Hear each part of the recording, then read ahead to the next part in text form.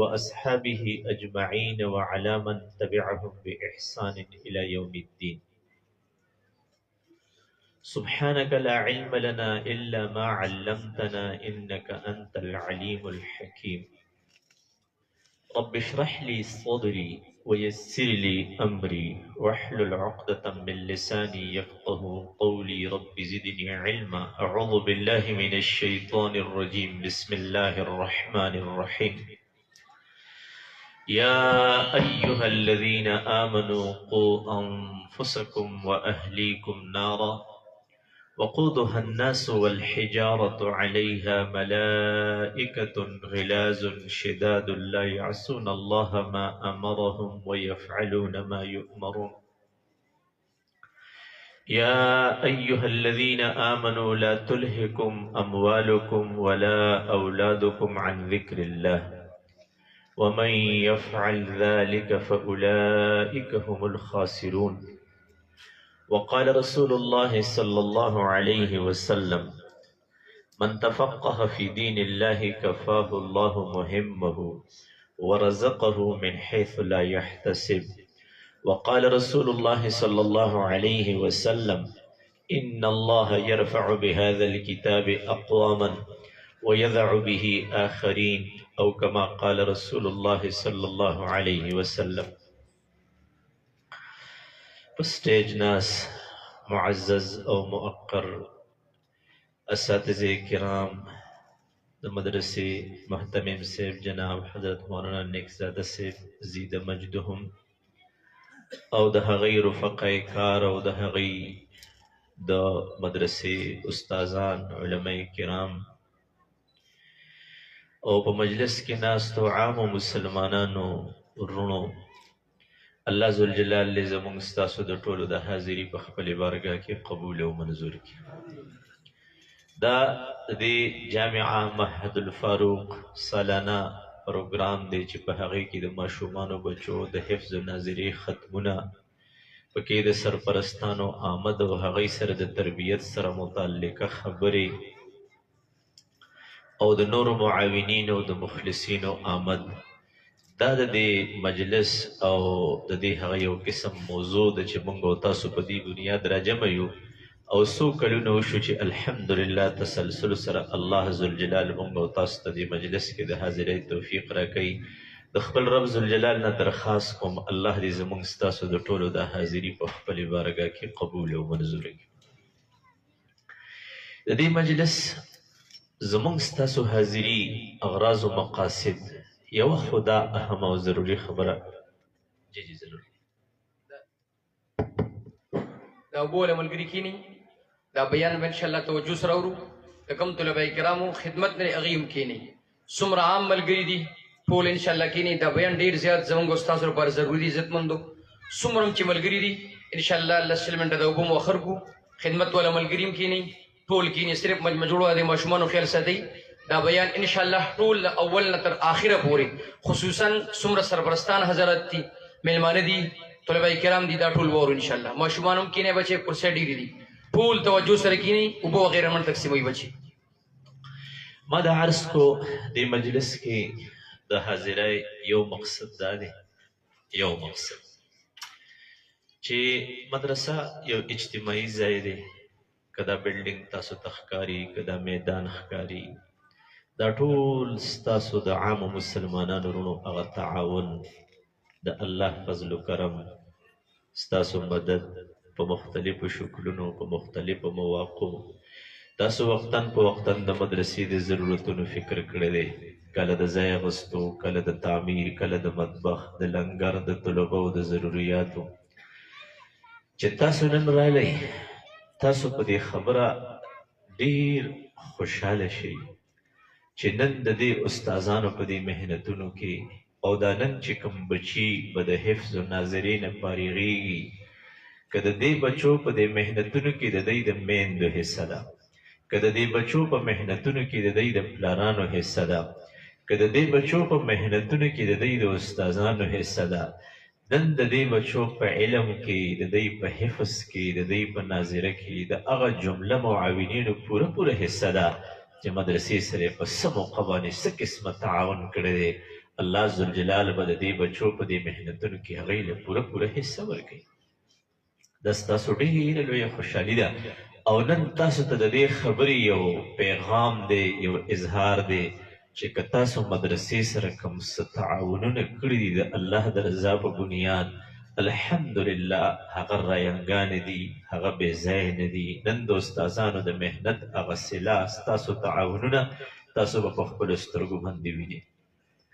او دا بچي به مخکې محنتونه کوي، دا به خواری کوي. دا 1500 ماشومان نه دي، دا 1500 مدارس دي،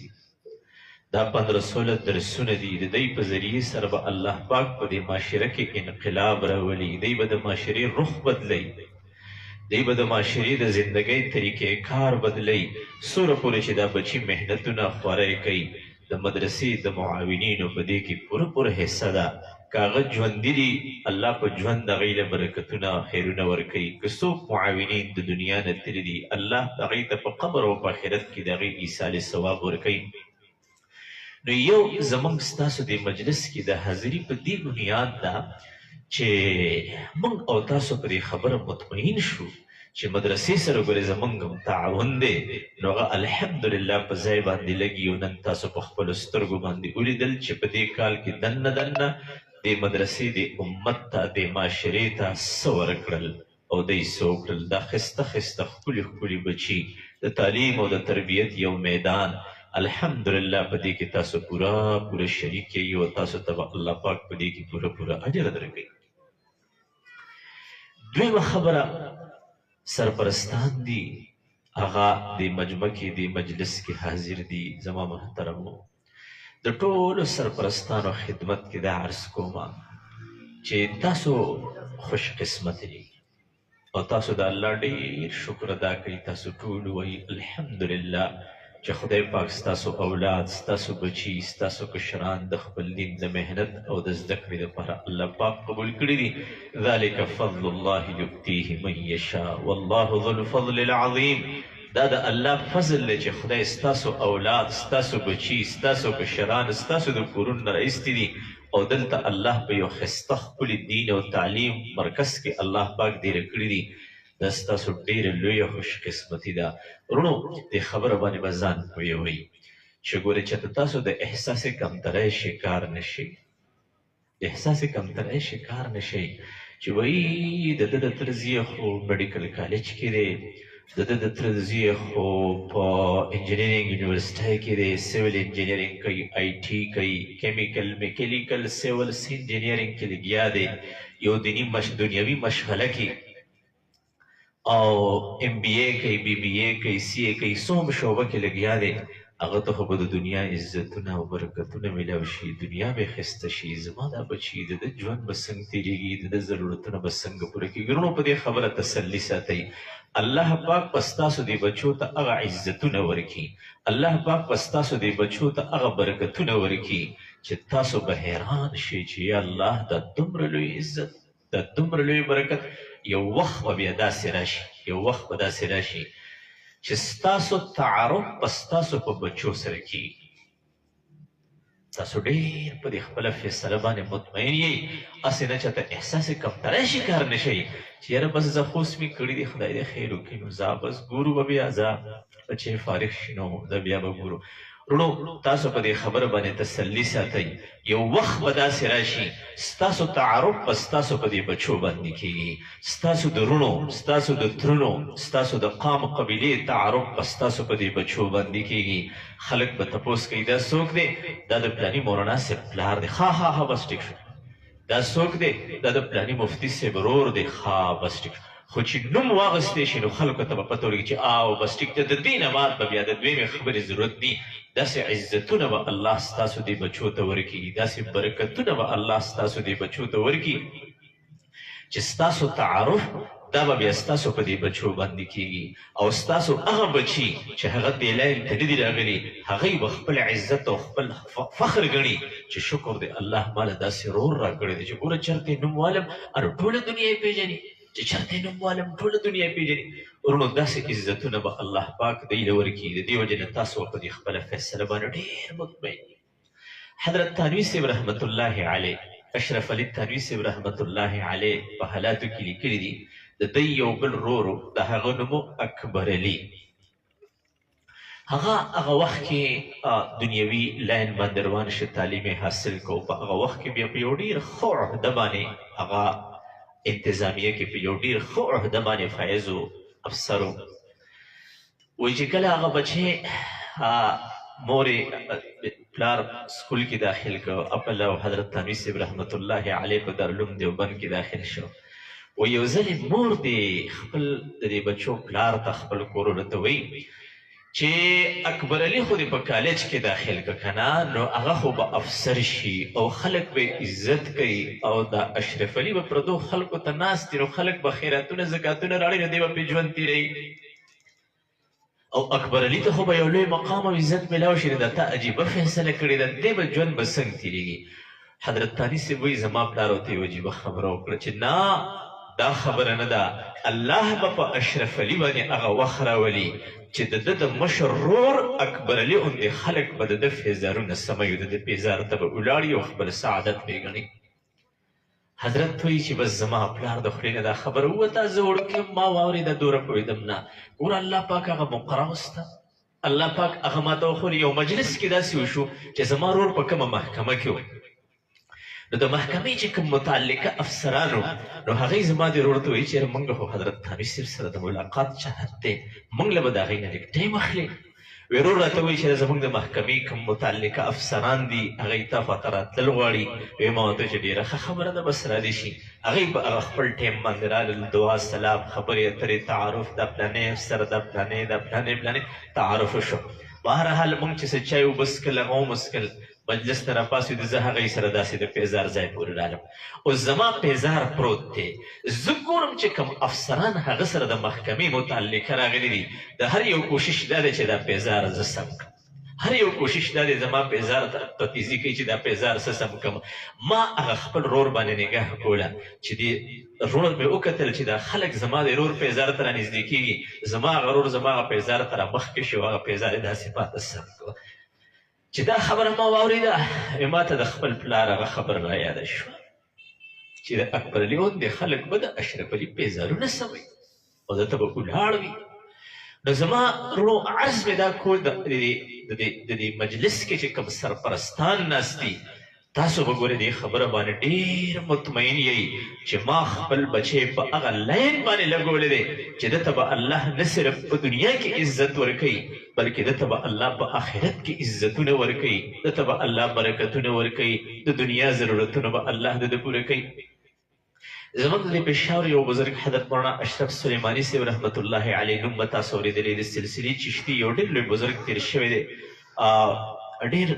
الله والا انسان. هغه یو عجیبه خبره وفرمایله، وایي زموږ د بخاري شریف ختم و، چې د بخاري شریف ختم وشو، کلمتان حبیبتان الی الرحمن خفیفتان علی اللسان ثقیلتان فی الميزان سبحان الله وبحمده سبحان الله العظیم. چې کله دا حدیث استاذ محترم بیان کو او داسې بخاري شریفي بندو، نو د خولې نه یو عجیبه خبره ووته چې زی بچو الله ستاسو د رزق د پراخۍ فیصله وکړه، اوس به الله تاسو ته دومره فراخه روزي درکوي چې ستاسو د ضرورت نه په زیاته روزۍ باندې به د خلکو ګزاره کیږي، او الله به داسې فراخۍ سره تاسو ته لباس او کپړې درکوي چې ستاسو د ضرورت او د حاجت نه زیاتې په هغې باندې د خلکو ګزاري به کیږي، ستاسو د ضرورت نه زاید څیزونه باندې به د خلکو ګزاري کیږي. الله به تاسو ته داسې فراخۍ سره رزق درکوي او ستاسو به الله داسې ضرورتونه برابروي.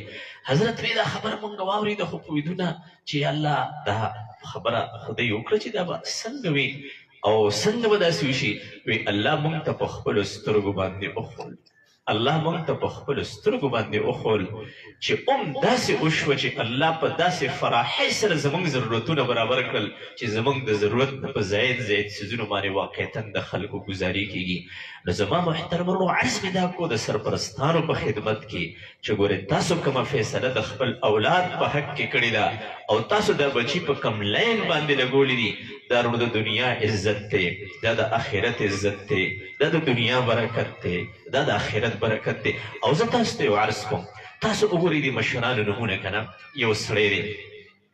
زمونږ د مشرانو او کابرو کې امام بخاري صاحب رحمت الله علیه د وفات شوی دی په 156 هجري کې تقریبا 1200 سال د هغې د وفات تقریبا دا شوي دی چې هغه وفات شوی دی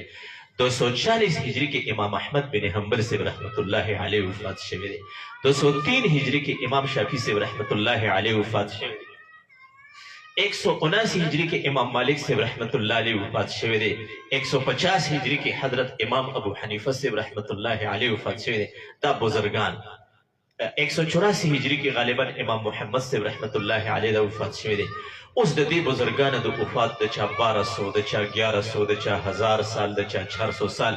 لیکن الله چې هغې ته کوم عزتونه ورکړي دي ګوره د هغې نومونه اوس هم خلک عزت سره اخلي او چې نوم یې واخلي نو بې اختیاره د هغې د خولې نه هغې سره وځي رحمه الله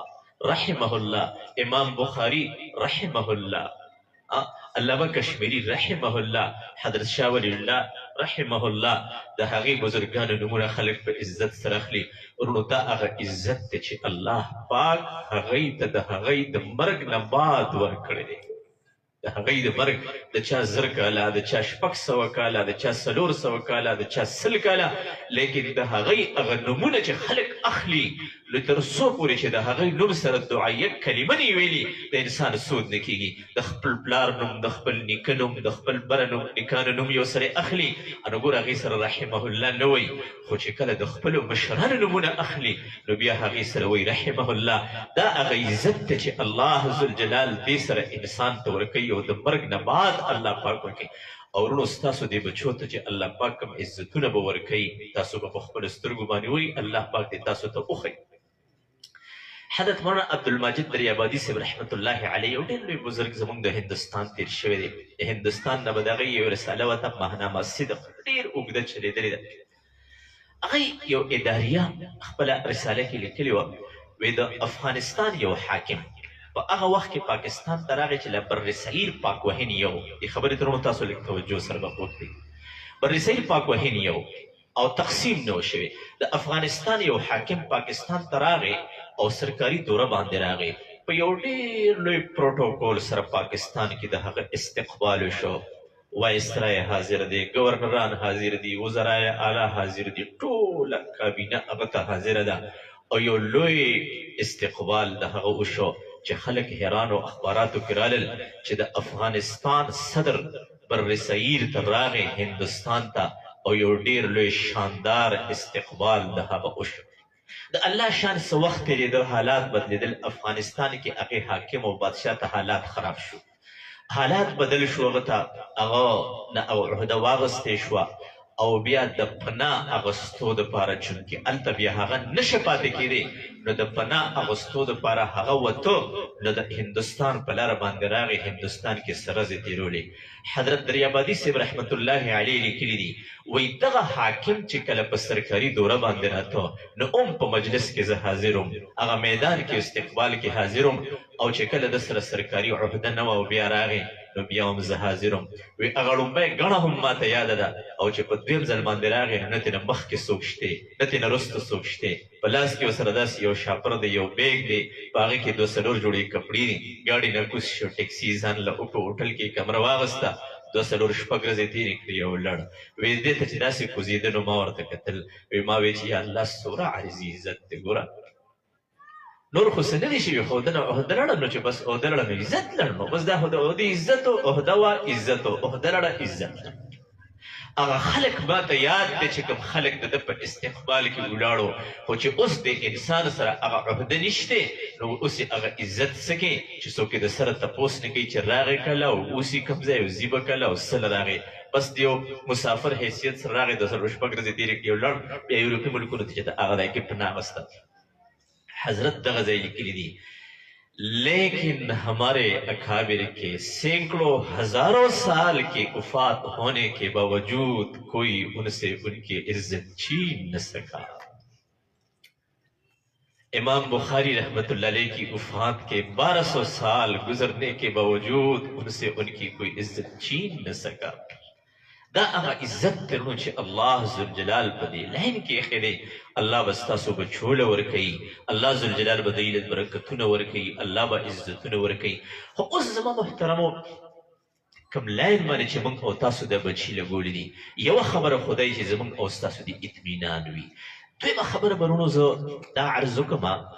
چې تاسو به د خپل اولاد او د خپلو بچو نه ګورې غافله کیږئ نه ښه د دوی دپاره به مستقل الله ته جاړئ او د دوی دپاره به د الله پاک نه دعاګانې غواړئ دا لاین حقیقت کې د عزتونو لاین دی د دنیا او د آخرت حدیث پاک کې راځي نبی کریم صلی الله علیه وسلم فرمایي من تفقه في دين الله كفاه الله مهمه ورزقه من حيث لا يحتسب چې څوک د الله پاک په دین کې پوهه او سمج الله هغې ته ورکړي الله ذوالجلال من تفقه في دين الله كفاه الله مهمه ای مقاصده الله به د مقاصد د دنیا او د آخرت برابر کړي ورزقه من حيث لا يحتسب او د داسې خزانو نه به الله د ته رزق ورکړي چې د ده به په خوا خاطر کې نه تېرېږي من يرد الله به خيرا يفقهه في الدين انما انا قاسم والله يعطي حدیث پاک کې راځي نبی کریم صلی الله علیه وسلم فرمایي الله پاک به بروز قیامت یو عالم خپلې مخې ته ودرئ او ورته به وایي چې مولانا صاحب دا علم خو تاله ما دې نه درکړو چې زه تاله عذاب درکړم دا علم ما دې نه درکړو چې زه به تاله عذاب درکوم د کله نه چې ما تاله د علم د درکولو فیصله کړې وه د هغه وخت نه ما ستا د مغفرت او د بخښنې فیصله کړې وه دا علم خو درکوم ما د دې لپاره چې زه ستا بخښنه وکړم ما خو دې لپاره نه درکړو چې تاله عذاب درکړم امام محمد صاحب رحمت الله علیه چې وفات شو تحفة القاری د بخاري شرح کې دا واقعه لیکلې ده وایي د مرګ نه بعد خپل یو شاګرد په خوب کې ولیده وی تپوس یې ته کوي چې الله د سره څه معامله وکړو نو امام محمد صاحب رحمت الله علیه ورته وایي چې الله ته ورپېښ کړی شوم او ما ته وویلی شو چې محمده دا علم خو ما د دې نه نه درکړو چې زه به تاله عذاب درکوم دا علم خو ما درکو دی چې تاله عزتونه درکړم ستا اکرام وکړم تاله عزت درکړم ستا درجې بلندې کړم د دې لپاره ما تاله دا علم درکو نو دا داسې د عزتونو او د برکتونو یو لار ده او غالبا دا حدیث تاسو ته ما مخکې ویلو حدیث پاک کې راځي نبی کریم صلی الله علیه وسلم حدیث دی وی فرمایل نبی علیه السلام اتدرون من اجود جودا تاسو ته پته ده په دنیا کې سخي څوک دی د ټولو نه لوی سخي صحابه وفرمایل الله ورسوله اعلم الله او د الله رسول ته به پته نو موږ ته خو نشته پته چې لوی سخي څوک دی نو نبی کریم صلی الله علیه وسلم وفرمایل چې الله اجود جودا وانا اجود بني ادم واجودهم من بعدي رجل علم علما فنشره يأتي يوم القيامة أميرا وحده او كما قال رسول الله صلى الله عليه وسلم نبی علیہ السلام فرمایل په کائنات کې په ټوله دنیا کې د ټولو لوی سخي ذات دا د رب ذوالجلال ذات دی او د الله د سخاوت نه بعد د ټولو لوی سخاوت نبی علیہ السلام فرمایل الله ما ته راکړی دی او د نبی کریم صلی الله علیه وسلم فرمایل زمانه بعد زما د امت هغه عالم د ټولو نه لوی سخي دی چې الله ورته علم ورکو او دی د خپل علم په نشر و اشاعت کې لګیا دی بروز قیامت په دا عالم تنها د یو لوی ډلې سره د الله په دربار کې راشي عبدالله ابن عمر رضی الله عنه روایت دی وی الله به بروز مسند فردوس دیلمی کې بروي دی وی الله ذوالجلال به بروز قیامت یو عالم ته ووایي چې مولانا صاحب ستا څومره شاګردان دي چې ستا څومره شاګردان دي او تا نه علم حاصل کړی دی تا ته د خپلو ټولو شاګردانو د شفاعت او د سفارش اجازت دی د الله په دربار کې اگر که ستا شاګردان د آسمان د ستورو برابر ولیدلي تاسو اندازه ولګوئ چې دا څومره لوی د عزتونو او د برکتونو یو لار ده نو خو اوس زما محترم وګورئ موږ او تاسو به غفلت نه کوو په دې کې اوس زموږ څه ذمه داري ده زموږ یوه ذمه داري نو دا ده چې بچي خو الله پاک ته ورکړل اوس به ګورئ د دې خپلو بچو دپاره دعاګانې او د دې بچو دپاره الله ته ژړاګانې حضرت سید ابو الحسن علی ندوی رحمت الله علیه فرمایي وی الله تاریخ په دې خبره ګواه دی چې الله د هغې خلکو بچي چرې نه دي ضایع کړي کومو خلکو کومو میندو کومو پلارانو چې پشمري ټیم کې پاسېدلي دي الله ته یې د خپلو بچو دپاره اوښکې توی کړي دي او الله ته یې د خپل اولاد دپاره ژړلي دي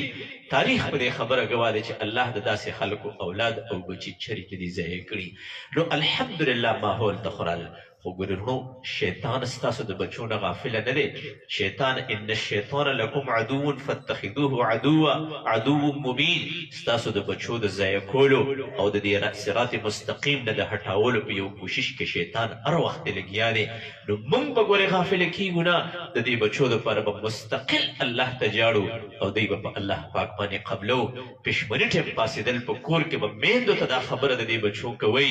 چې ګورې چې د چا بچي په مدرسو کې داخل ني نو صرف بچی نه داخل بلکې ورسره والدین هم داخل ني، مور هم یو قسم حکمن لکه چې داخله ده او لکه چې پلار هم داخل دی. د دې خپلو بچو دپاره په فکر کې، د دوی په غم کې، د دوی په دعاګانو کې او د دوی نه په الله پاک نه د دوی دپاره په غوښتو کې. حدیث پاک کې راځي نبي کریم صلی الله علیه وسلم وفرمایل د پلار دعا الله پاک د خپل اولاد او د خپل بچو په حق کې مسترد کوي نه،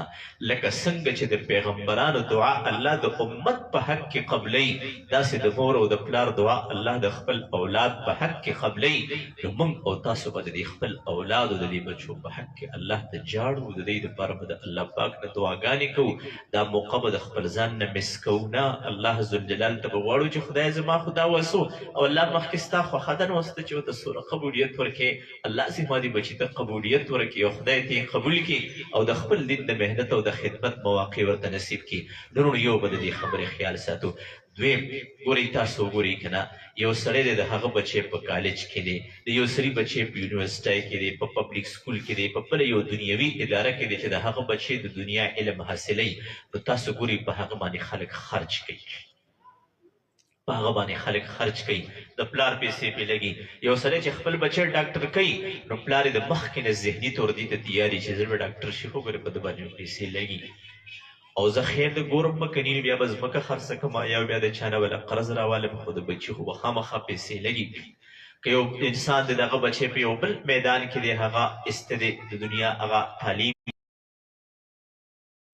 زما پیسې ولګي او زما دا بچی عالمه شي. وروڼو په خپل اولاد او په خپلو بچو باندې خپل خرچ کول چې الله چاته وس او طاقت ورکړی وي، نو دا خبره ګورې داسې زړه کې کیدی چې زه به د خپل بچي باندې خرچ وکړم. تاسو د مولانا صاحب دې نه تپوس وکئ چې زما د دې بچي ماهانه خرچه څومره ده، په یو بچي باندې ستاسو په میاشت کې څومره خرچه کېږي؟ نو دوی ووایي چې یاره زموږ په یو بچي باندې 5000 6000 8000 یا هر څه چې کېږي دا خو هسې ما یو مقدار وخو یاره الله پاک ما ته وس راکړی دی، زه به د خپل بچي خرچه په خپله باندې جمع کوم. زما د بچي خرچه او که خدای پاک چاله وس ورکړی وي وروڼو که نه، نو ګورئ د دې خبرې نیت وکئ چې زه به د خپل بچي خرچه هم جمع کوم او د خپل بچي خرچې سره به زه د خپل چم ګاونډ د خپلې محلې یو غریب فقیر مسکین چې یتیم دی او د هغه وس نشته، زه به د هغه د خرچې د جمع کولو هم کوشش کوم. نو الله ذوالجلال به د هغه په هغه علم کې هم ستاسو برخه کوي. نو چې موږ او تاسو د دې خبرې نیت وکړو، د دې خبرې عزم وکړو. او یو بله ډېره اهم او ضروري خبره ستاسو خدمت کې عرض کوم. د مجلس کې سرپرستان ناست دي، د دې بچو پلاران ناست دي، مشران وروڼې ناست دي، کیدای شي چې نیکۍ ناست دي یا متعلقه تره. ګورئ تاسو به په دې خبره باندې سوچ کوئ چې بچی خو مې مدرسه کې داخل کو، خو زه به هم ژوند بدلوم، زما زندگی به هم ماله بدلول وي. دا نه چې بچی خو مې عالم شو او زه به هغه شانتې په الف کې یم او په الف کې به یم، که شانتې بېته کېږم به نه، ژوند به مې بدلیږي نه. اوس کله کړی او کله نه کړی، کله په ټیم کړی او کله بې ټیمه کړی، کله په وخت کړی او کله د وخت نه بعد کړی. وروڼو د دې خبرې به نیت کوو چې کله مو اولاد د الله دین ته ورکړو، اوس به د الله دا دین په خپلو ځانونو کې راولو او د الله دا دین به په خپلو کورونو کې راولو، د الله پاک د دین به په خپلو کورونو کې فضا جوړو. نو دا سرپرستان چې په دې مجلس کې سوره حاضر دي که نه، د ټولو په خدمت کې دا عرض کوم چې ګورې تاسو د دې خپلو بچو دپاره نمونه یئ. الناس علی دین ملوکهم. ټول سرپرستان دا خبره واوري چې دا بچي به تاسو ته ګوري چې کوم پلار سحر د وخته جومات ته ځي نو بچي به ځي، چې پلار په غرمه پاسي او خیال یې دا دی چې زما د بچی د تهجدو له پاسي دی په 4 بجې پاسي او د 4 رکعته تهجد دی کوي، اوږدې اوږدې دعاګانې دی کوي، زه په غرمه پاسم. وروڼو ګوره دا ډېره ګرانه ده، الله ته خو اسانه ده خو په ظاهر ګرانه ده. الناس علی دین ملوکهم. نو په دې مجلس کې ناست سرپرستان په دې خبرې نیت کوو چې خپل ژوند به بدلو، خپله زندگی به بدلو، الله ذوالجلال سره به خپل تعلق جوړو. او ګورئ د الله ذات سره د تعلق د جوړولو دپاره موږ او تاسو ته په دې وخت کې الله د تبلیغ او د دعوت یو محنت راکړی دی چې بچي خو الحمدلله مدرسه کې داخل شو، حفظ کوي، علم کوي، بچی په مدرسه کې داخل شوي، علم کوي الحمدلله. دویم څلورم شپږم کال دی، څه کال به فارغ شي بچی به څه کال فارغه شي. اوس په دې وخت کې خو زه په مدرسه کې نشم داخلېدی، ذمهدارۍ دي، بوج دی راباندې، معاشي بوج دی. الله پاک د تبلیغ او د دعوت هغه محنت ورونو الله دومره د برکت نه ډک محنت موږ ته راکړی دی چې هر مجمع والا خلک، हर استعداد वाला खलक, हर सलाहियत वाला खलक, पढ़ा हुआ अनपढ़, तालीमी याफ्ता, गैर तालीमी याफ्ता, दुकानदार, सौदागर, जमींदार, ड्राइवर, जिसके भी शोबे से ताल्लुक थे, अल्लाह पाक द तबलीग और दावत द मैदान दासे बरकत वाला मैदान जोड़ कर दे कि हर सोप की फिटकीगी और हर सोप की चलेगी. और अल्हम्दुलिल्लाह दे मेहनतुन सरा अल्लाह मदरसे आबादी करे. अल्लाह जुल जलाल द माशरी प्लार डॉक्टर दे, वो बच्ची आलिमान दी, प्लार स्कूल के उस्ताद दे, वो बच्ची आलिमान दी, प्लार टैक्सी ड्राइवर दे, प्लैन कोच चले, गाड़ी चले, ट्रक चले, वो बच्ची उन्होंने आलिमान शू. दा अल्लाह जुल जलाल दी मुबारक मेहनत मुबारकत सर मंग और तासो ता अल्लाह जुल जलाल दा यो मुकर्रर कड़ी दा कि मंग और तासो द दीना फायदा वालो उन्होंने द तबलीग और द दावत मुबारक मेहनत तबज़ान रानिस देखो और उन्होंने द दे सरपरस्तान और पदे मजमा की द हाजिर उन्होंने पर खिदमत के अर्ज़ कोम कि कोशिश बद दे खबरी को कि ज़मंग और तासो रोज़ी हलालवी कि मंग और तासो दो हुकूकुल्लाह और दो हुकूकुल इबाद पदासी हालत के दी मंग और तासो तमर ग्रान निशिरुनो कि पमंग और तासो बाने दच्चा हकुनवी पमंग और तासो दच्चा कर्जुनवी मंग और तासो दच्चा हिसीवी और बरोज़ क़यामत द अल्लाह पर दरबार की मंग हाजिर की और द हगई लास यो ज़मंग ग्रेबानवी रुनो अल्लाह पाक मुकर्रर करेगा. د مرګ نه مخکې الله پاک مقرر کړی ده. د دې خبرې نیت وکړئ چې زموږ او ستاسو معاملات په روز قیامت چې الله به د انسان نه کم تپوسونه کوي، یو تپوس به الله دا کوي عن مال من این اکتسبه وفیما انفقه. ستا کور ته پیسې راتلې څنګه او ستا د کور نه تلې څنګه، ستا مال راته څنګه او ستا مال لګېده څنګه. نورو دا مجلس کې دا ډېره سمجداره او سنجیده مجمع دی مجلس کې ناسته ده چې په کومه شعبه کې یو که نه، که دکانداران یو، که زمیندار یو، که کاروباریان یو، بس د دې خبرې نیت وکړو چې زموږ او ستاسو روزي حلالوي. په موجوده وخت کې امت د الله د دین نه په لرې کېدو کې یو بنیادي وجه نو هغه دا ده چې د امت رزقونه مشکوک دي چې کله په خېټه کې حرام سیز پروت دی بیا انسان باندې د خیر خبره چته اثر کوي، بیا خو د خیر خبره په انسان باندې اثر نه کوي. نو زما محترم وروڼو موږ او تاسو به د دې خبرې نیت کوو او بل عرض دی مجلس کې ناست د ټولو ملګرو په خدمت کې عرض کوم چې ما تاسو ته ووایي چې الحمدلله مدرسې سره ستاسو کوم تعاون دی، نن د هغې نتیجه په دې پنډال کې تاسو وینئ. دا څومره طلبا لکه د ګلونو په شان ناست او الحمدلله تاسو به اوس ختمونه ووینئ، ختمونه به کېږي. دا دومره پروقار مجلس الحمدلله دا ستاسو دغه تعاون برکات دي. نو وروڼو همیشه به هم د دې خبرې خیال ساتو، همیشه به هم د دې خبرې خیال ساتو. دا مدارس الله ذوالجلال هم په دې باندې چلی د مسلمانانو او دا مدرسو والا وروڼو زموږ محسنان دي. د دوی په برکت سره الله ذوالجلال په معاشره کې دین خوروي. دا مدرسې د دین د حفاظت قلې دي. د دې مدرسو والا دعاګانې دا اوس به تاسو دا بچي وینئ او ماشاءالله دا طلبا تاسو وینئ. وروڼو دی سحر وختي پاسي، پشمري ټیم پاسي او دی چې سمال الله ته سجدې لګوي که نه او دی سمال الله ته دعاګانې کوي د خپل ځان دپاره او د دې معاشرې دپاره او د امت دپاره او د ملک او د وطن دپاره. نو په دغه ټیم کې تقریبا 90-95% د امت او د معاشرې د خلک دا وروڼو غافله وي، دا محوې خواب وي او دا بچي پاسېدلي وي او دی الله ته لاسونه اوچت کړي وي د امت دپاره جوړاګانې. سبحان الله. دا وروڼو دا نن چې الحمدلله دې معاشره کې دا خیرونه دي، دا برکتونه دي، یو الله ذوالجلال په دې معاشره کې کوم خیر خور کړی دی. مولانا صاحب محتمم صاحب راته ووي چې د حفظ ماشومان د سحر د بانګونو نه 1.5 غنټه مخکې پاسېږي او نو پاسي نو اودس وکړي نو 2 رکاته 4 رکاته نفل وکړي او بیا اکثر پکې ماشومان نابالغه وي خپل ماشوم لاسونه الله ذوالجلال ته اوچتوي او د خپل ځان دپاره او د امت دپاره الله ته اوښکې تویوي او الله ته جاړي د معاشرې 90-95% حصہ وروڼو په غفلت کې پرته ده او دا به شي الله ته جړاګانې کوي نن دې معاشرې کې که دا خیرونه او برکتونه خواره دي دا وروڼو د دې طلباو د دې علماو د دې اهل الله د دې اولیاء الله هغه جړاګانې دي دا اولیاء الله دي دا د الله دوستان دي په دې معاشره کې چې کوم خیرونه دي کوم برکتونه دي دا الله ذوالجلال د دې په ذریعې سره الله خوروي نو عرض مې دا کو چې دا زموږ محسنان دي د دې په ذریعې سره الله د دین حفاظت کوي دا خلق د امت لپاره الله ته جړاګانې کوي دی پشمری ټیپ کې پاسی او الله پاک ته استغفار کوي وما كان الله معذبهم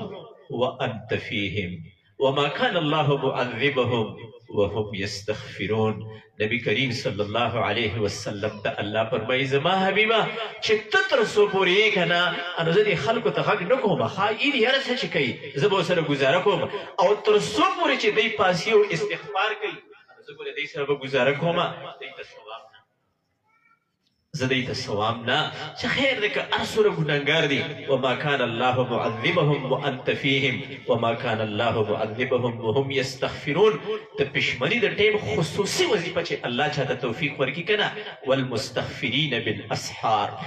وكانوا قليلا من الليل ما يهجعون وبالاسحار هم يستغفرون د پشمنی په ټیم کې پاسه یو الله پاک ته جړاګانې دعاګانې او استغفار به طور خاص کوي د پشمنی په ټیم کې نو ما دا عرض کو چې دا د امت محسنان دي نن په امت کې خیرونه برکتونه که الله خوارې کړي دي وروڼو دا د دې مدرسو په برکت سره نن که د حلال او د حرام پهچان دی دا د مدرسو په برکت سره ما ته یو ملګري ډېره عجیبه خبره وکړه زموږ یو جومات هغه یې وی چې مونږه یو ځای ته لړو نو ډېر ترقي یافته ملک وی سبزي منډی ته لړو نو سبزي منډی سره داسې یو برانچ و چې مونږ لړو نو اوس چندخان دي یو هغې پنجرو کې راوړي دي ژوندي نیولي دي ریډ ری کوي اوازونه کوي او د هغه خلک راځي او هغه اخلي چندخان دي څه دي هغه څیزونه چې ما وکتل ډېر زیات ښه